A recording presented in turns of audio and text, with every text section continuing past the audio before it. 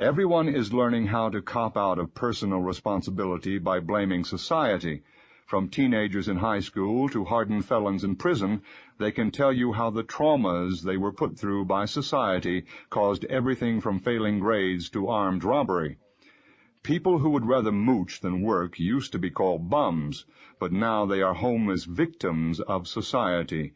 You are supposed to feel guilty because more money is not being taken out of your paycheck to support them in the manner to which they would like to become accustomed. The decline of personal responsibility has been accompanied by a rise in social responsibility by people who had nothing to do with the individual decisions that brought on disaster. Along with this has come an increased role for people skilled at creating guilt. Everyone is learning how to cop out of personal responsibility by blaming society. From teenagers in high school to hardened felons in prison, they can tell you how the traumas they were put through by society caused everything from failing grades to armed robbery. What's going on, everyone? It's Dr. Kenny here today, and let's talk about the epidemic of personal irresponsibility in education. Now, a lot of people have been talking about student loan debt forgiveness, minority students are falling behind in public school, right? And it's all this pushing of responsibility, and I'm starting to think that it's time we call this stuff out, right? As you guys know, I'm a big proponent against public education. I think public school is the worst option to put kids in, period. But I want to kind of call out parents in a way, right? Because there's stats that show this, and I know I debate a lot of people in the comment section about this. Is I usually blame the American system, but people are saying, hey, it's parenting. American parents are not as involved in their kids' education as other groups of people. And after seeing the data, they're right, because Asian students, no matter what schooling option you put Asian students in, they succeed academically. And there's a big correlation that is due to the culture and the values that are transmitted. They're more Asian students are more likely to come out of a two-parent household than other groups of minorities, right? They're the opposite of the black community. The black community is 70% single motherhood raised, and the Asian community is 70% married, coupled raised, right? So they have a more stable environment. They tend to have a higher income because, like I said, married couples are less likely to be in poverty than single people.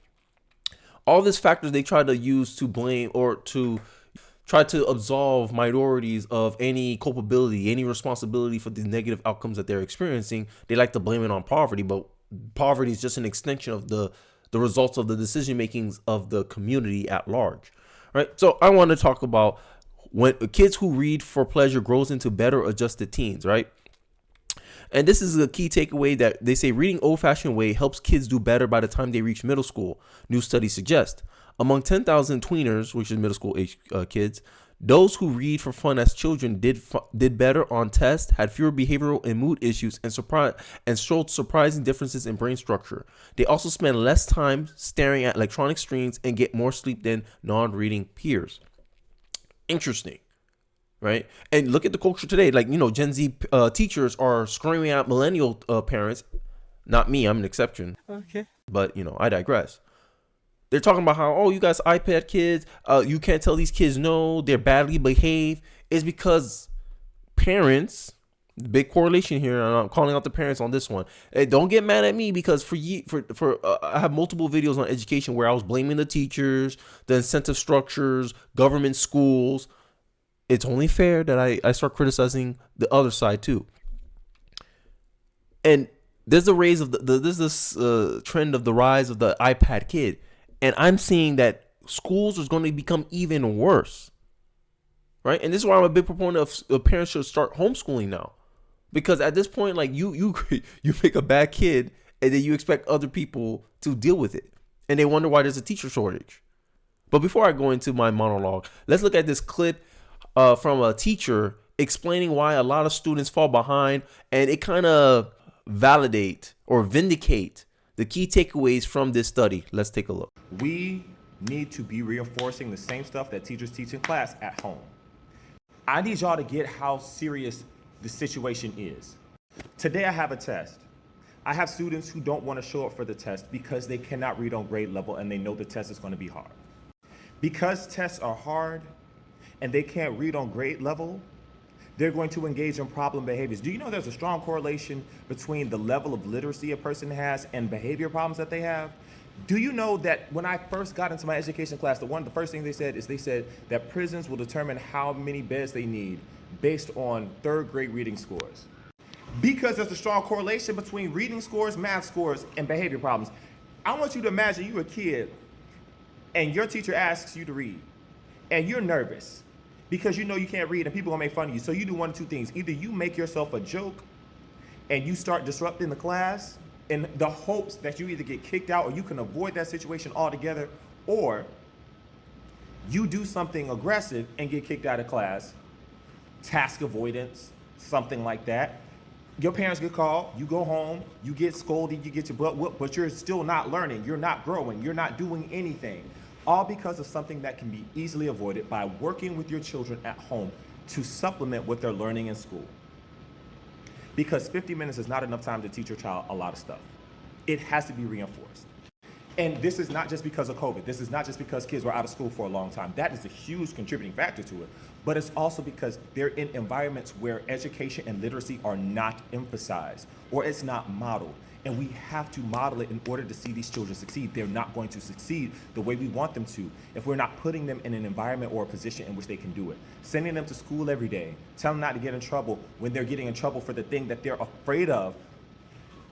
I got a student, whenever the student has to work, he does not like doing it and he gets frustrated and then he gets mad and then he starts to lash out, and I can't work with him past that point because he does not read on grade level, and I can't give him grade level work because he's so far under grade level.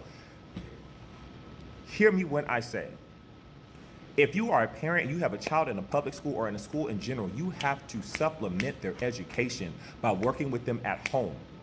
Please, we are in a crisis mode in American schools. And if you don't want your child to grow up to be whatever, work with your child now. Invest in your child now. Yes, you are stressed. Yes, you are tired. Yes, you are working 2 and 3 jobs to survive and put food on the table. We get it. But if you want your child to do the same thing, keep doing the same thing. If you want your child to do different, you have to do different. We have to be a team. Teachers and educators and parents have to be a team. We have to work together. Otherwise, we're going to fail. As you can see, right, and I don't mean to bring race into this, but we have to have an honest conversation here. What group of students usually fall behind in school? What group of students usually have a lower proficiency rate in reading, math, and many subjects? Black students. I already showed you stats. If you look at the National Education Association, you see that blacks on average, majority of black students, high school students who graduate high school, they have a lower proficiency rate than any other group of people. And then the Hispanics. And I think it's due to different reasons. One reason is reading.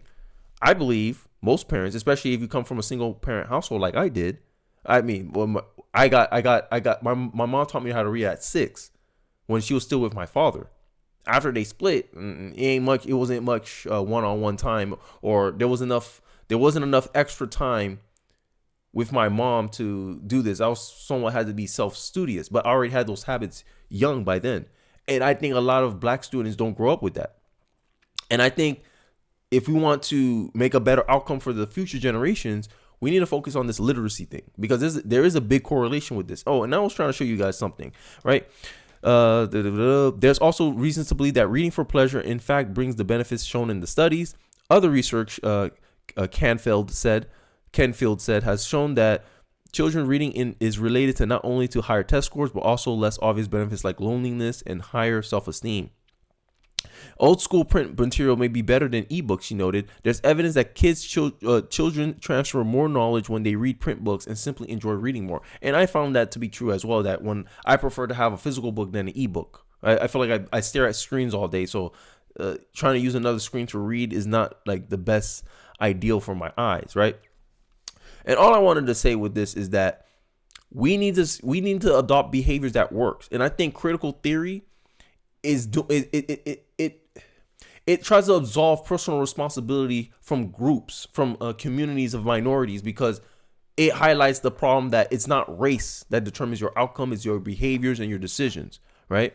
Especially for Asians. For instance, there's an article I found, Asians do well through hard work, not through money, because that's the biggest kind of rebuttal that I get when I bring up the Asians is that, hey, you said to yourself, Kenny, Asians average has the highest income in America. So the reason why they do well in school is because they come from a well-funded background, and that's essentially a lie. So here's the part I highlighted about someone's personal experience. He's an Asian. After we start school, besides completing homework from teachers, we had additional assignments from our parents. And the stats show this, and teachers in my comment section point to this as well, is that the more involved the parent is in schooling, the better their kid tend to be. And Asians, they spend the most, they're the most, one of the most, I guess, academically engaged parents out of all the racial groups. And then follow them is by whites. And all I'm saying is, if we want to close the gap, the academic skill gap between the minorities of the Hispanic and Black community, and make it closer in parity to the whites and Asians, it's up to the Black community and the Hispanic community to follow what works for the Asians and the whites, right? Because critical theory, they try to put this idea that race and culture are one thing, and that's a lie. If you have a culture, which what the teacher in the last clip explained, that emphasize education, literacy, your kid will have better outcomes. And that's what I want to focus on. Like this idea that, learning how to read at 6 is white culture. That I ain't Black. That question. No. And it's condescending in a way to identify your Blackness with being ignorant, illiterate. It baffles me. But Black people do this all the time and they think it's actually some type of argument. It's very superficial and it's based on racism. But that's what happens when you get indoctrinated with anti-racist theory. It's a critical theory. It's critical race theory. But they say, well, we're not teaching critical race theory in class, in schools. But you try to transmit those values. You're trying to condition kids to think in that mindset, especially when you come out and say, oh, it's not because you're not good at math and that we can train you to be better, a growth mindset. No, it's a fixed mindset. These tests weren't made for Black faces, Black students. This is why. It's racism. That's why you're failing at math. No, it's a cope. This is why I said we have an epidemic of irresponsibility in education. Let's continue.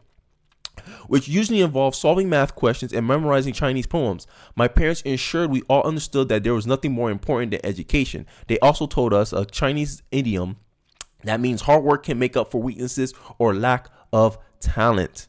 Hard work beats talent when talent doesn't work hard. That's a saying that's common in the Black community. But do we follow this when it comes to academics? No. And that's my problem. That's why I call out Black culture. Hey, Black culture, you don't emphasize education. You don't emphasize literacy. You emphasize materialism, instant gratification, sexual undiscipline, right? A short-term mindset. And that shows like your ability to put off gratification is a big determiner of success. But, Black people don't want to believe me, right? And then I want to come to the second point where we'll talk about like education and how, it's the government's not going to be able to fix this. This is my argument, right? Because look, this is inflation adjusted K-12 education spending per student per year in the U.S. As you can see the numbers here, $18,000 per student as of 2021, 155% real increase since 1970. Delete your account, Representative Dan Goldman. You are a liar, right? And this is a response to a tweet. The Great New Deal for public schools is a critical investment to combat decades of education funding cuts and provide students with environments and resources to thrive. It's time we invest in our country's future by providing kids with the tools that they need for success. But what the kids need for tools of success is their parents to be more involved in their educational journey. Their parents to create an environment where it emphasizes education and literacy, because then the kids can take it forward from there. The solution isn't more government help, more social responsibility. It's more personal responsibility on the side of the parents, the students themselves, to get the outcomes that they want. This is why I say do for self. Black people stop looking for saviors. Minorities stop looking for saviors. One hand, I think for the Black community, it's we're not as engaged academically with our children as we should be, at least compared to Asians and white parents, usually. Hispanics, and I can speak on this, my wife's Hispanic. What I notice is they have a hard time assimilating, like learning English, right? They want everything translated in Spanish. And I think that's you're taking shortcuts there. Because at the end of the day, this is an English-speaking country, and you should learn English, right? And English, and they say like the inability to not understand a language of a country holds you back in IQ tests, in academics, and I think that's the main reason why Hispanics don't do well in public school, because they have that language gap to get over. And sometimes in the black community too, but that's mainly because they practice slang, ebonics, and all that stuff, and black people don't want to change, right? The inability of learning standardized English can hold you back in academia. And they show a lack of academic skills is what's hold many people back. It's attributed to the income gap as we become a more data-driven society, as we become more digital. It calls a higher demand and higher level abstract thinking skills. And you only can find that in education, aka through academia. And if you don't have a skill set that allow you to learn at that level, you'll fall behind economically. Right? That can explain the racial wealth gap. But black people don't, it seems like they don't want to look at themselves. They want to look at other things. Oh, social responsibility. It's society's fault. I've never met a person named society before. Always looking outside of themselves to blame instead of looking and seeing, hey, what can we fix? How can we respond to the problem without having to wait for the government to do something for us? The slow moving bureaucracy of the government. And you already show, even when the government do add more spending and they start running on that platform, it does nothing for your community. And this is the argument I always put in front of these black Democrats when they say, "Oh, we need more funding in education. More funding in education is not going to give you the outcomes you're looking for. You're just wasting money." This is why Republicans want the Department of Education to go bye-bye, because it's not working. How you can reward a system that's not actually giving you a good, positive, tangible result? Blasphemy, right? But you know, I digress. Let me know your thoughts. Do you agree with me? Do you believe there's an epidemic of personal responsibility in our education system? Or do you believe it's social responsibility, Kenny? All of society is responsible for the negative outcomes that's going on in our students, and it's up to taxpayers to fix it and fund it. Let me know your thoughts in the comment section. I would like to hear them. Don't forget to like, comment, subscribe, and I'll catch you guys on the next one. Peace.